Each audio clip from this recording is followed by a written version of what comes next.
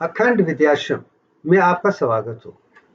ये दुनिया का पहला इंस्टीट्यूट है जिसमें अखंडता की बात की जाती है।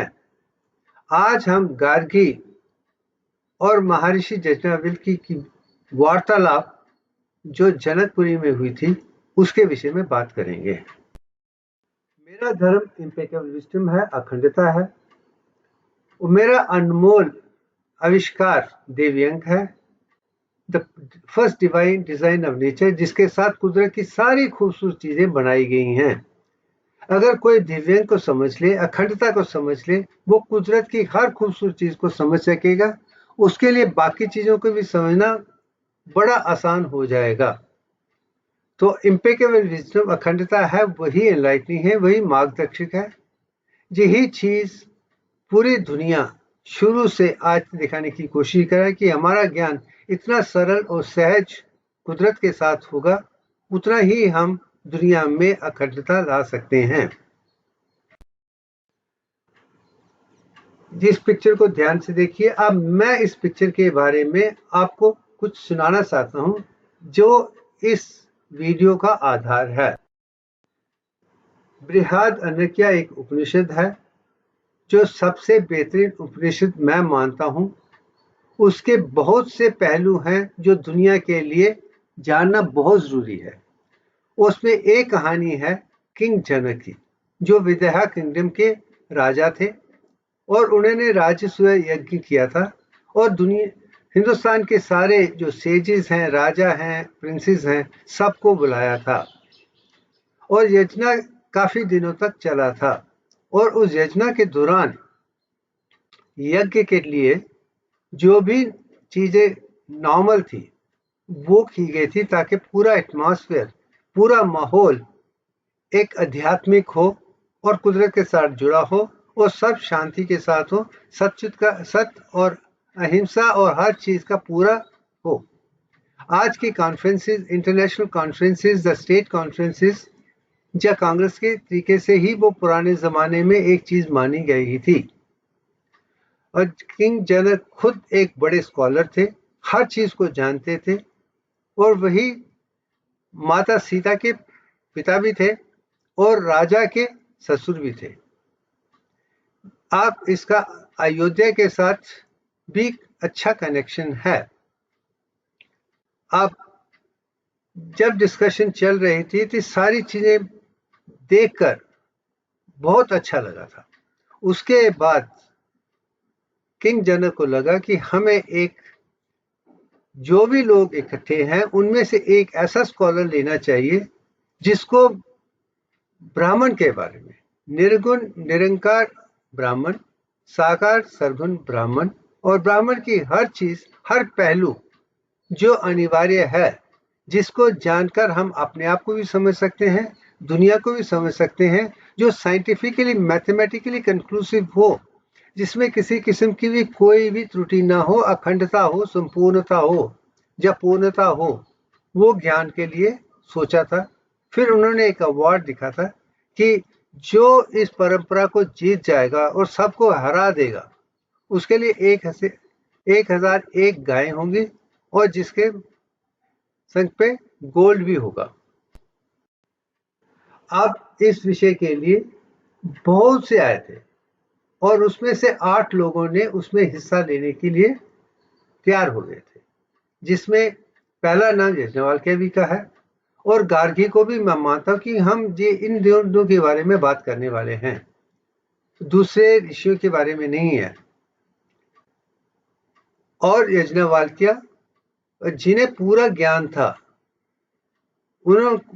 उनके पीछे क्या विचारधारा थी, इसका विषय भी यहाँ पे मैं पहली बार है। वेद उपनिषद सब ज्ञान एक सिंबॉलिक है, मेटाफिजिकल है, मगर इंसान के जिस्म में लाने के लिए जो ज्ञान पहले उभर के आया है वो कुंडलिनी योग है। वो सूक्ष्म शरीर के बारे में वो ज्ञान देते हैं जिसका जानना ही आप कुदरत को समझ सकते हैं। और कुंडलिनी योग का पहला कोई उदाहरण दिया गया है आर्ट और साइंस का, तो वो यज्ञवल्क्य जी के साथ है।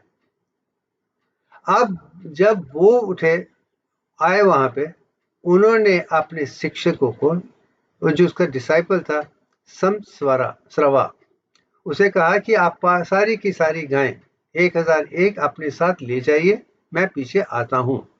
ये स्टेटमेंट, जो ओपनिंग स्टेटमेंट है, उससे सारे स्कॉलर्स खफा हो गए थे, दुखी होते। कंटेस्ट शुरू होने से पहले ही आप अपने लोगों को ये अवार्ड ले जाने के लिए क्यों कह रहे हैं?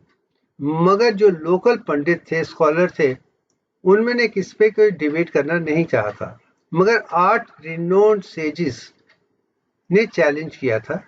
उसमें गार्गी जो है ओनली वुमन इन असेंबल्ड है, वो औरत ही शक्ति हैं जो उसमें थी।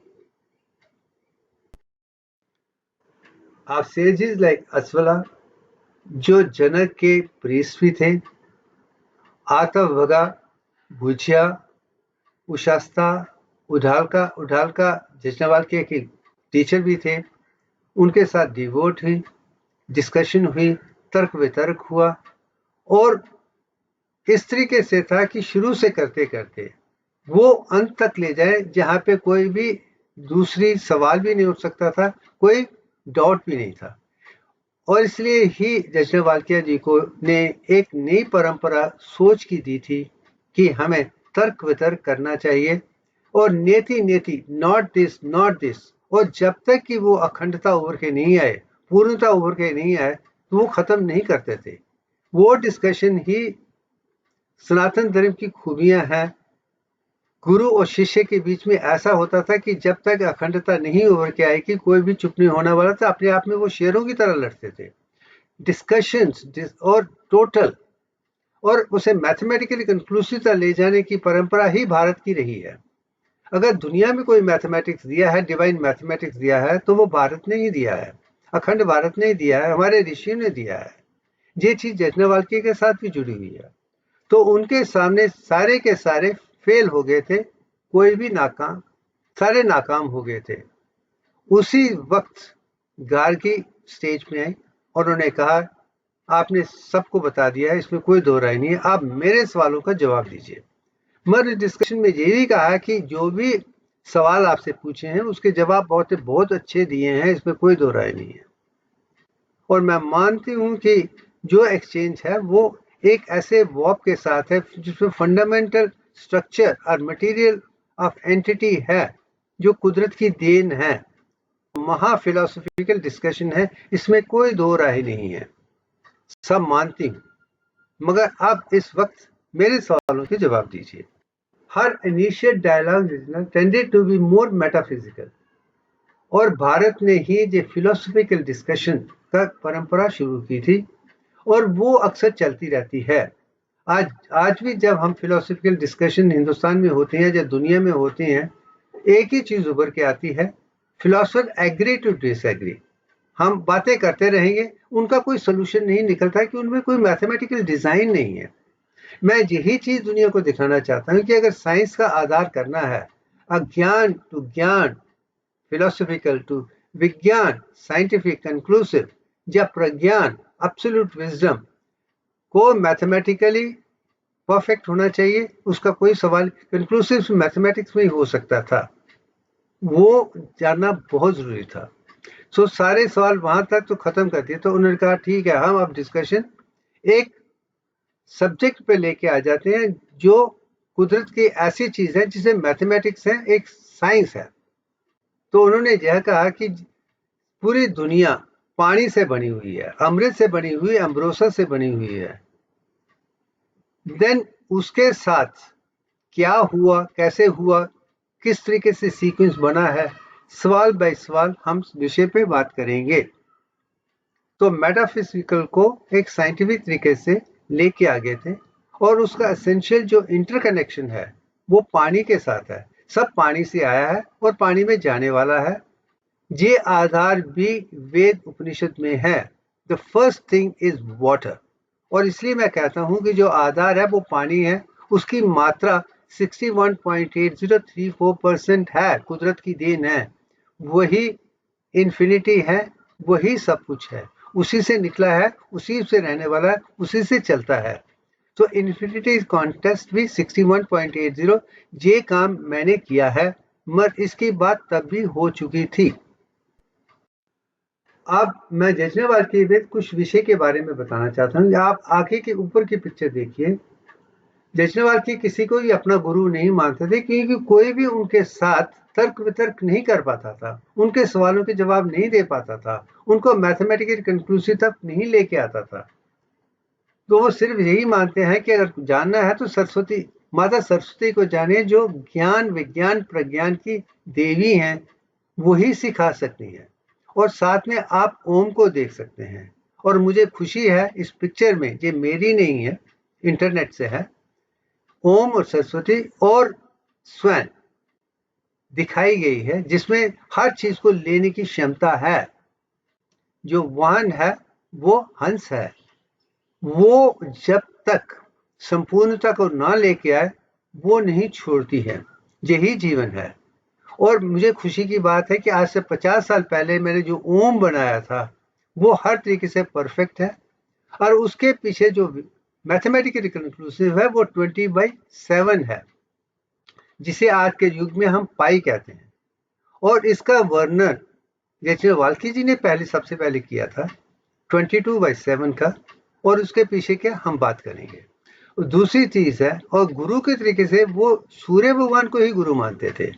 उनका मानना था कि जो सूर्य भगवान को जान जाएगा, A to Z जान जाएगा, वही कुदरत को समझ सकता है, क्योंकि वो हर काम बिल्कुल संपूर्णता पूर्णता के साथ करते हैं।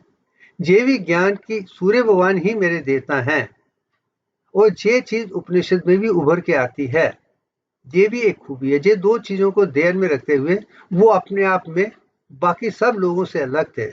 शायद मैं आज भी मानता हूं, अगर आपको अखंडता तक जाना है तो आप में वो ध्यान रहना चाहिए, पूरा ज्ञान रहना चाहिए, और उस तक ही स्थिर रहना चाहिए। इस किस्म के लोगों को हम अक्सर डिक्टेटर कहते हैं, मैं मानता हूं।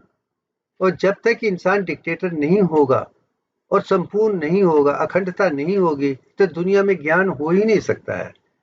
आज के पॉलिटिकल स्ट्रक्चर में एक डिक्टेटर का आना, मगर वो ज्ञानी होना चाहिए, उसको वो सनातनी होना चाहिए, जिसके में दुनिया के हर इंसान के बारे में, हर जंतु के बारे में समझने की सोचने की क्षमता होनी चाहिए। वही वासुदेव कुटुंबकम है, वही दुनिया को पूर्ण ज्ञान देता है।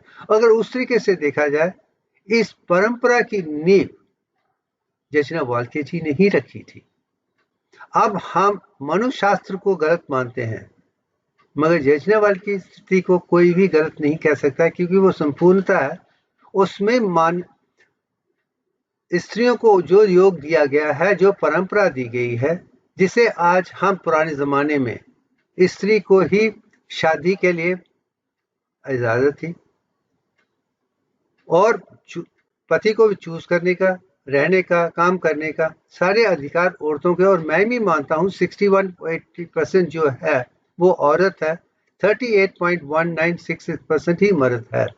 मर्द लेफ्ट साइड ब्रेन के साथ जुड़ा हुआ है, और औरतें राइट साइड ब्रेन में। मर्द सिर्फ मैथमेटिकली कंक्लूसिव लॉजिकल चीज सोच सकता है, मगर यूनिटी इन डाइवर्सिटी शक्ति ही देती है, वही राइट साइड ऑफ ब्रेन है। और जब तक कि 64 कलाएं लोग नहीं समझ सकते हैं, वो संपूर्ण नहीं बन सकते हैं। और मैं मानता हूं यज्ञवल्क्य अकेले ऐसे हैं, वो 64 कला को जानते थे, इसलिए वो भी मेरे एक गुरु हैं। अगर वो 64 आर्ट जान सकते हैं, तो मुझे भी वो जानना है, वो पहचानना है। तो उनको एक ध्यान में रखते हुए मैंने समझने और सोचने की कोशिश की है, और यही चीजें मैं दुनिया को सामने पेश कर पा रहा हूँ। जैसे कि अयोध्या में जो शिला निकल के आई थी, उसके अंतर में क्या था, सिर्फ मैथमेटिक्स ही है। और मैं मानता हूँ कि वो भी यज्ञवल्क्य जी ने ही बनाया था, वो भी राम मंदिर में ही था, अंदर था। कोई 800 सवालों के जवाब करें, मगर वो तब से ही है, उसमें ही मैथमेटिक्स का पूरा ज्ञान है। अब आगे चलते हैं। अब कन्वर्सेशन यज्ञवल्क्य और गार्गी के बीच में आ जाती है। अब इसके विषय के बारे में ध्यान के साथ सुनिए कि उन्होंने डिस्कशन अब कितनी परफेक्ट कंसेप्ट संपूर्णता के साथ उभर के आने वाली है। मैं आज भी मानता हूँ इस चीज को जो समझ पाया है वही समझ पाएगा कि अगर किसी ने अच्छे सवाल पूछे हैं तो वो अपने आप में ज्ञानी ध्यानी विज्ञानी प्रज्ञानी होना चाहिए। मेरे हिसाब से गार्गी सबसे इंटेलिजेंट औरत थी और दुनिया की पहली स्कॉलर थी जिन्होंने वो सवाल पूछे हैं जो सवाल पूछने चाहिए है। आज मैं देखता हूं कि लोग गलत सवाल पूछ रहे हैं। लोगों को एक परंपरा भी नहीं है। अगर आपको एक्स वाई जेड से शुरू करना चाहिए, इस तरीके से पूछना चाहिए ताकि दूसरों को आप टेस्ट कर सकें। अगर आपके सवाल ही एबीसी के हैं, आप किसी को टेस्ट भी नहीं कर पाते हैं।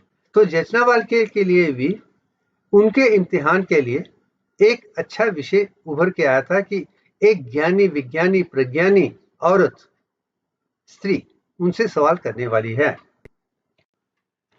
उन्होंने ये कहा था कि कि मैं सूर्य को ब्राह्मण मानती हूं। तो याज्ञवल्क्य ने कहा था कि सूर्य ही ओमनीपोटेंट है, अंतर्यामी है, सब जानते हैं। वो भी उनको जान लेगा, वो हर तरीके से संपूर्ण बन जाएगा, उसको दूसरी चीज जानने की जरूरत ही नहीं है। एक इंसान के लिए सूरज को समझना, हर परंपरा को समझना ही काफी है। तो बात फिर सूर्य भगवान पे आ गई है और मैं मानता हूं ये कुंडलिनी में पिंगला नाड़ी के साथ जुड़ा हुआ है। अब दूसरा सवाल आ जाता है चंद्र। क्या चंद्र को आप ब्राह्मण मानते हैं? तो कहते हैं हाँ मैं मानता हूं, मगर वो किंग सोमा है, वो अमृत देते हैं, वो सूरज की रोशनी को लेते हैं और उसको दुनिया को देते हैं, वो अमृत बन जाता है और पूर्णिमा की रात जो भी हम तपस्या करें उसका असर पूरे दिन में तक रहेगा और उस इंसान को किसी भी चीज की कभी भी कमी नहीं होगी खाने पीने में। वो कहीं ना कहीं खाना देने वाला अक्षय पात्र उनको मिल जाएगा। तीसरा जब विशेष सवाल आता है तो सवाल आता है कि जो रोशनी जो दुनिया बनने से पहले अंधकार था और अंधकार को मृत्यु की शक्ल में किसी ने दिया है, वहां कुछ नहीं था, जो भी था वो मृत्यु फॉर्म में था, जीरो नहीं था, शून्य नहीं था और शून्य का अधिकार भी याज्ञवल्क्य को ही है। और उसमें से बनने के बाद जो रोशनी आई थी उससे सारी चीजें रेडिएट हो जाती है। क्या वही भगवान है? कहते हैं यस। जो भी उस चीज को जानता है वो अपने आप में संपूर्ण बन जाएगा और हर तरीके से मुकम्मल होगा, उसकी रोशनी पूरी दुनिया में जाएगी। वही इम्पेकेबल विजडम है। उनका कहने का मतलब कि एजुकेशन वही रोशनी है जिसके अंदर सारी अंधेरा चला जाए, तमस खत्म हो जाए। तमसो मां ज्योतिर्गमय, ज्योति है ये तमसो ज्योतिर्गमय भी याज्ञवल्क्य ने ही दुनिया को दिया है।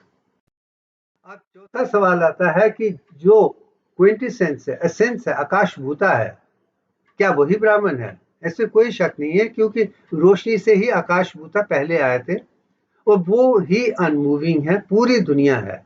उनका कहने का मतलब कि पूरा ब्रह्मांड में एनर्जी ही है, क्विंटेसेंस ही है, ये सबसे पहले है, हर जगह में है। जो इसे समझ लेगा वो सृष्टि की हर चीज को पालेगा, उसको कभी बच्चों की किसी चीज की कमी नहीं होगी, वो जिंदगी भर रहेगा, वो इंसान ही इमॉर्टल होगा, वही अमृत होगा। यही चीज उन्होंने बताई है।